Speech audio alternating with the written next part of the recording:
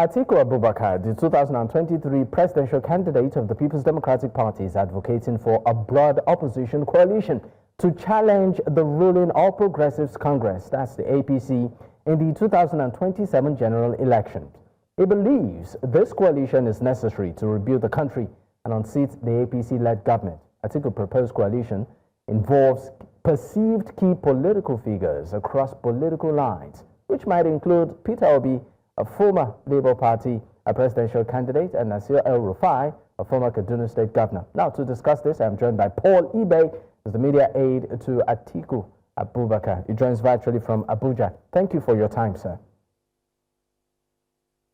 Thank you, Dapper. Thank you for having me. All right, let's get straight to it. This talks about a coalition, particularly that is really that is championed by your principal, Alhaji Atiku Abubakar. What's the rationale behind it and the authenticity to this? You know, I'm still amazed as to why, you know, some folks, especially those of the All Progressive Confused Party, you know, I wonder why they are making so much mountain out of the molehill. This is not the first time, you know, in our political process that we're having a coalition. The APC, you know, came to death as a result of a coalition.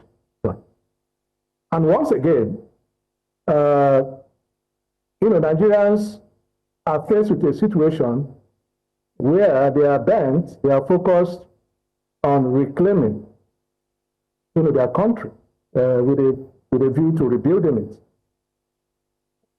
And so that is the philosophy, you know, behind, you know, the coalition. His Excellency Atiku Abubakar, you know, saw early that, you know, for Nigerians to be able to stand united, to be able to, you know, retire the APC, there is a need, you know, for the opposition parties to harmonize their strength. This is exactly what this is all about, coming together with a view to projecting strength and being able to sack the APC that has made life meaningless, you know, for Nigerians. In the last 2 years, you know, of their, the administration, Nigerians have little or nothing to show for the mandate that they have given to, you know, President Bola Tinubu. All right. Now, talking about the coalition, aside Alhaji Atiku Abubakar, you know, being, you know, part of it, what other key political figures are also in this coalition or proposed coalition? Well, I mean, it's been in the news lately. I mean, you know for a fact that you know, a number of leaders, you know, associated with the coalition. So at this particular point in time, for strategic reasons, there are still a whole lot more that will be unveiled, you know, as soon as the process gets going, as soon as the coalition train leaves the station. So there are so many, you know, other leaders, and some of them I would not want to, you know, mention. You know, here. Even though we know that you know, to a very large extent, of the APC administration, maybe I should just they want to put all of us. Okay, maybe I should just put in the same basket. We cannot be in the same basket, you know, with the deplorables, because that's what the APC are. And I don't see why, you know, in line with the Constitution, you know, Nigerians, whether they are Atiku Abubakar or El-Rufai or you know, Senator, you know, Tambuwa, you know, or whoever, you know, they are from different parts of the country, cannot come together with a view, you know, to charting, you know, a way forward, you know, for Nigeria. Nigeria is, you know, at the crux. Nigeria is, you know, in the heart of all of this movement. It's a Nigerian movement. Nigerians are tired of the Tinubu administration.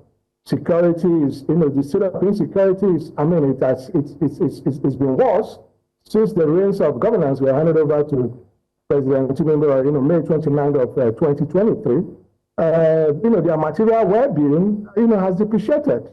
You know, basic salary cannot even buy a bag of rice. notwithstanding the propaganda, that they are making in the name of, the price of rice falling, and while they are invariably, destroying a life that has been made, the lives of farmers, by, importing, opening the borders, and thereby making sure that our farmers, our local farmers, are no longer competitive. So all of the gains that have been made, by the policies of the Buhari administration, they have been, eroded, all because this administration, refuses to, believe that economic policies do not need to necessarily have a political dimension, which is exactly what they are doing. With their eyes, on 2027, when they have not made the best. We'll get to the part in this conversation where, of course, I would give you the opportunity to give a scorecard on how this administration has fared so far. But just for clarity, you mentioned a couple of names. You said, for instance, an El-Rufai might just be a part of the coalition. You mentioned Senator Tambowal. So I also want to ask, if at all, to what extent is the person of Peter Obi a part of this coalition?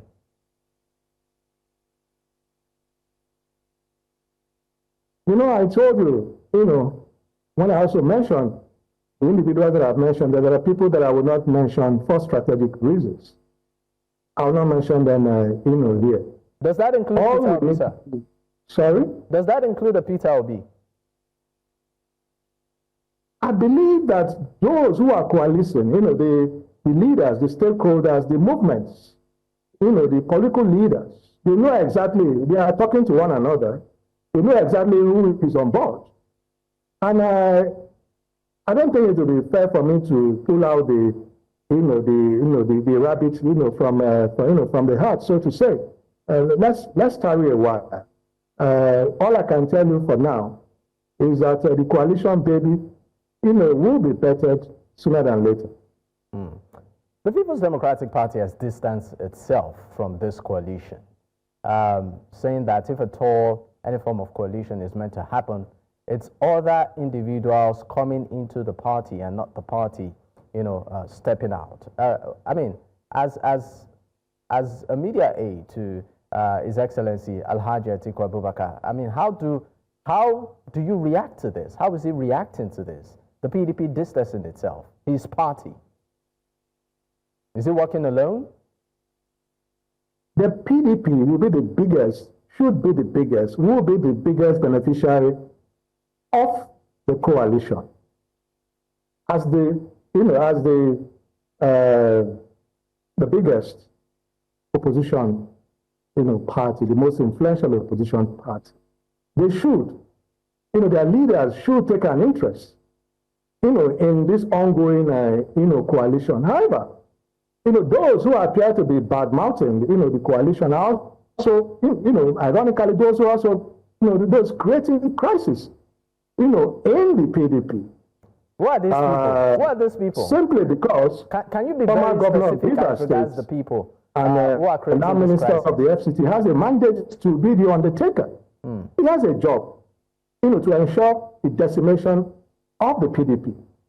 And so he has people around him who are ensuring that they continue to, distract, from the objective of the coalition, which I told you will be better sooner than later. There have been efforts to try to kill the mother of the baby, and I can tell you, right now that the mother that would bet, that baby is safe, that baby will be better, in good health, and and the fireworks will start.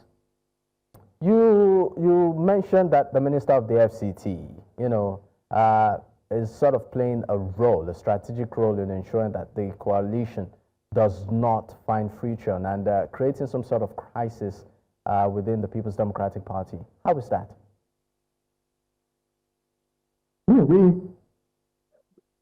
People, wherever you may be, even if you're outside of this country, you have followed, the political, the developments, in our country.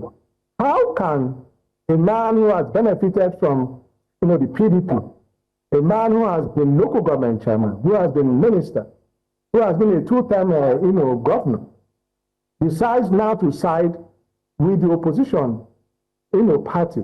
A man who has worked assiduously to ensure that the governor of his state knows no rest. I mean, what manner of man is that? It is clear that he's in cahoots, with the APC that is very intolerant of opposition. Like I said, they want all of us to be in the same deplorable basket, as them. But other people have decided, based on the yearnings and the aspirations of Nigerians, to chart a different course. And they should, they should be allowed to do so. Instead of all of these manipulations, witch hunts and all of that, ensuring that they right the liberties, civil liberties of opposition political leaders and people who are aligned to them, they are continuing to intimidate them, to harass, using the, cyber security, law, which Serap and the Nigerian Guild of Editors, yesterday had called them out. So that law needs to be amended. So this is exactly what is happening. And Minister Wike is at the center of it. He has a job prescription to ensure the decimation, the destruction of the PDP, the NNPP, and the Labour Party. All right, Mr. Paul Ibe, we'll go on a quick break. Now, once we return, we'll, of course, get into deeper crux of this matter as it unfolds. Of course, stay with us. We'll be right back. Many thanks for staying with us. It's still, of course, Politics HQ on News Central. I still have my guest with me, Paul Ibe, is the media aide to Alhaji Atiku Abubakar. He joins virtually from Abuja. Thank you for your time, and thank you for staying with me. I would just ask you this direct question. Now, you've been able to establish that, yes, there is a coalition, and maybe in the coming days or weeks, there'll be a major unveil of what it entails. But I'm going to put it to you directly, sir. Is your principal, Alhaji Atiku Abubakar, interested in running for the top job? That's being president, again, of this country. Therefore, we can't afford to put the cart before the horse. I'll tell you what, His Excellency Atiku Abubakar is focused on right now. Atiku Abubakar, along with other patriots, well-meaning Nigerians who have listened, to the yearnings of Nigerians who have heeded their call. They are working in tandem.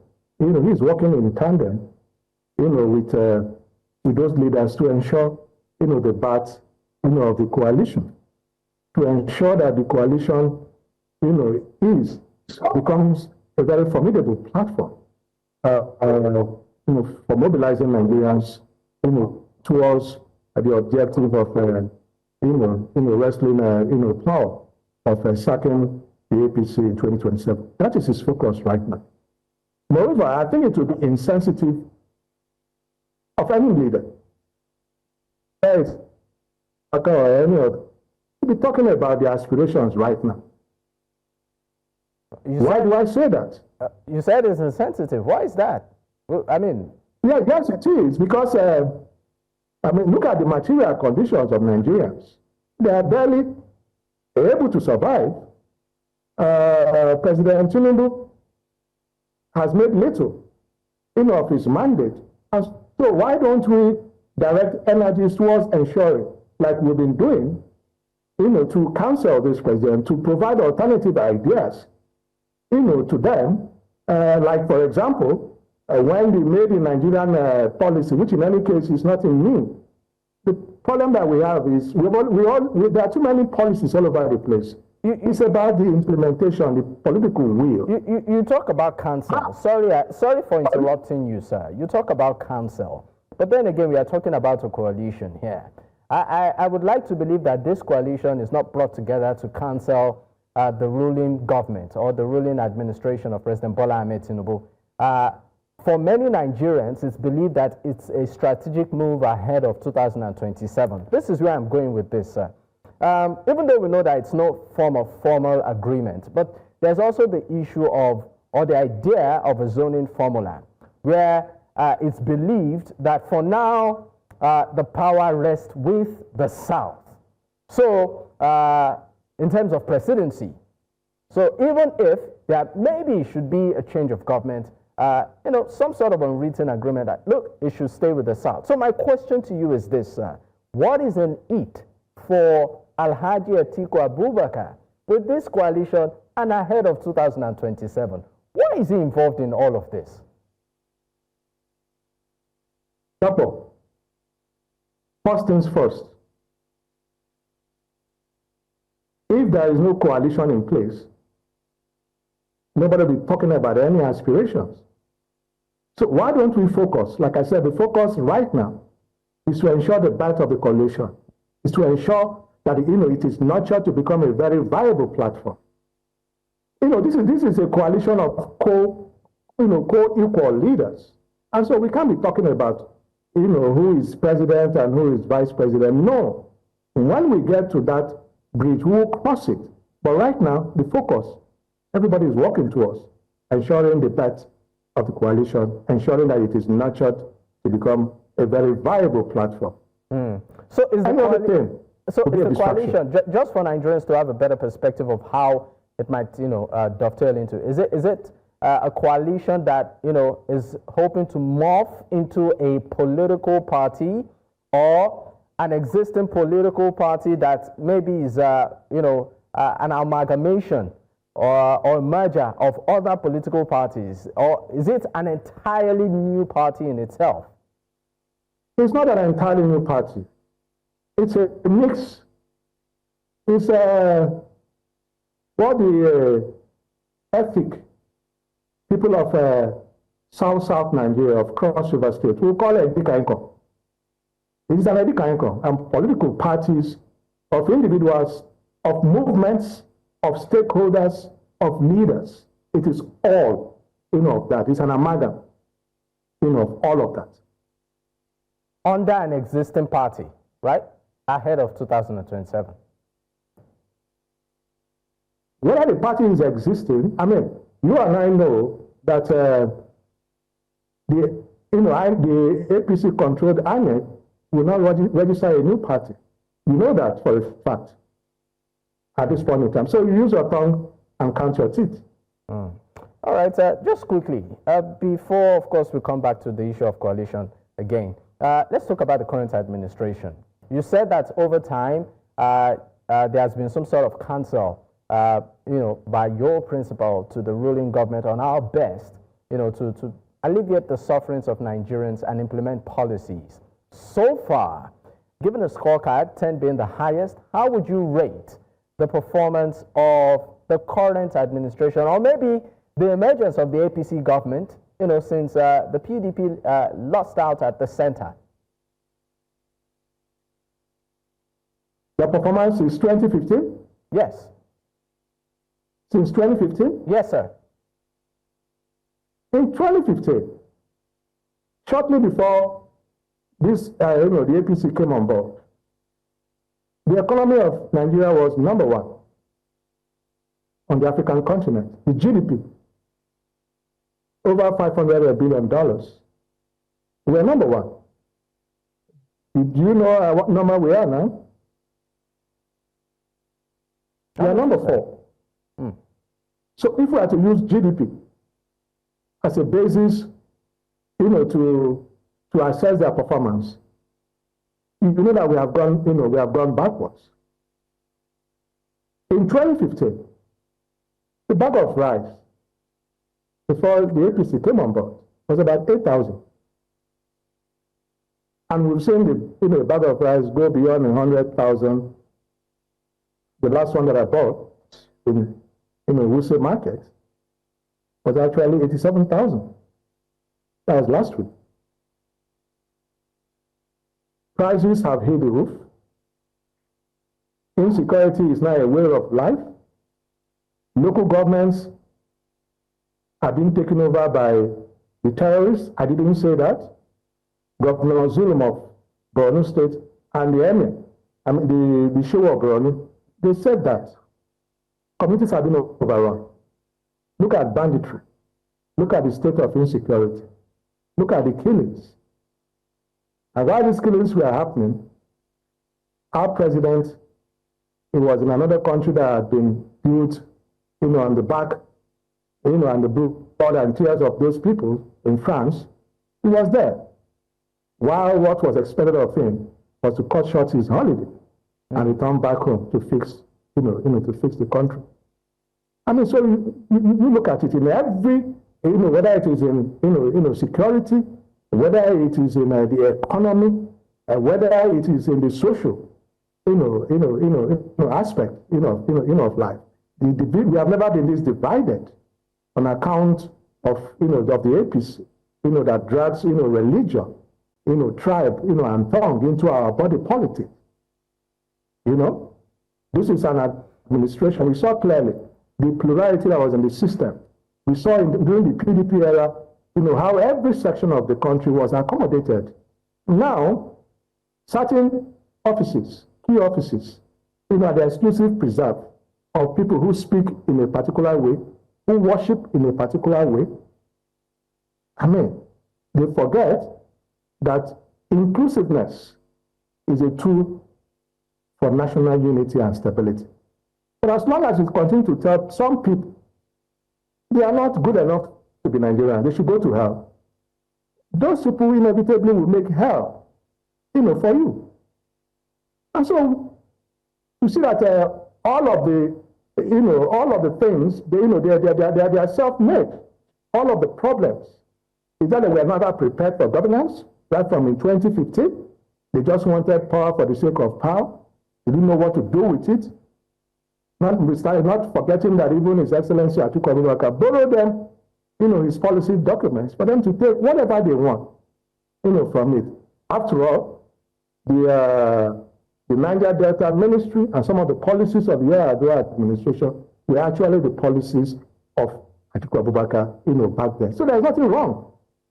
There's nothing wrong for you, to accept counsel.